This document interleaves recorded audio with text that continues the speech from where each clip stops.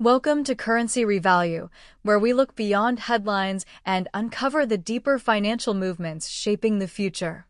Today's development from Iraq is not just another policy update or rumor. It marks one of the most significant turning points in Iraq's modern economic history.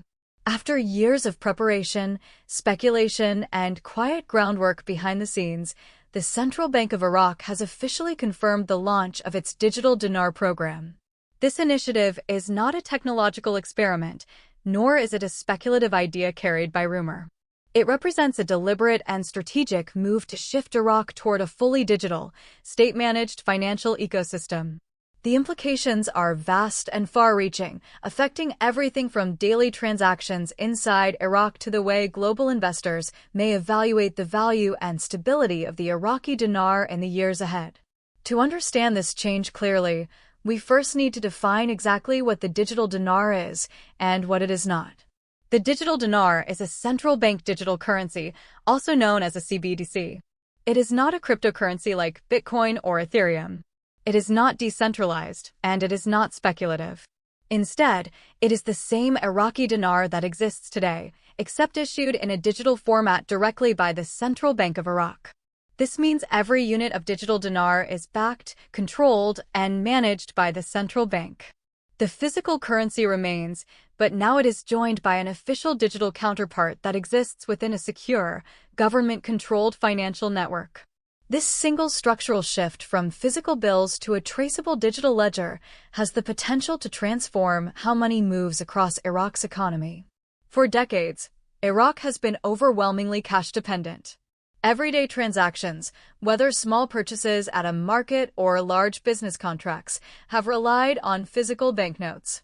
This has created systemic challenges.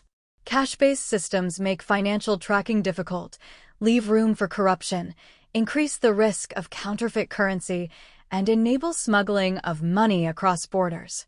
These issues weaken transparency, reduce investor confidence, and limit the government's ability to manage monetary policy effectively. The Central Bank of Iraq has now made a decisive move to confront these long-standing weaknesses by creating a digital financial environment in which every transaction is recorded, traceable, and secure. The digital dinar directly addresses these challenges by giving the central bank real-time oversight of the nation's money supply. This shift brings a level of transparency that simply cannot exist in a cash-only system. Every digital transaction will be logged in a secure central ledger, drastically reducing opportunities for fraud and corruption. It also becomes nearly impossible to circulate counterfeit currency because each digital unit is validated directly through the central bank. For citizens, this means greater financial security. For the government, it means a more stable and controlled economic foundation. And for investors and international partners, it signals credibility and modernization. For the average Iraqi citizen, the digital dinar is being presented as a tool of convenience and empowerment. With digital access, individuals will be able to transfer money instantly, pay bills through mobile phones, receive salaries without delays, and avoid the risks associated with carrying large amounts of cash. A taxi driver in Baghdad, for example, will no longer need to rely on physical currency for daily work. A school teacher in Basra will receive her pay securely without waiting in long queues. A student in Mosul will be able to pay tuition instantly from home. And, perhaps most importantly, millions of Iraqis who have never had access to a bank account will now be able to participate in the financial system simply by using a mobile device. This is financial inclusion on a national scale. However, the transition will not happen overnight. Iraq will continue to allow physical cash to circulate alongside the new digital system. Adoption will be gradual. Citizens will have the option, not the obligation, to convert physical dinar into digital dinar through regulated banking channels. Over time, the convenience and efficiency of the digital system is expected to naturally reduce reliance on physical currency. The strategy is slow, methodical, and built on trust rather than force. The timing of this rollout is not random. Iraq has spent years strengthening its financial infrastructure in preparation.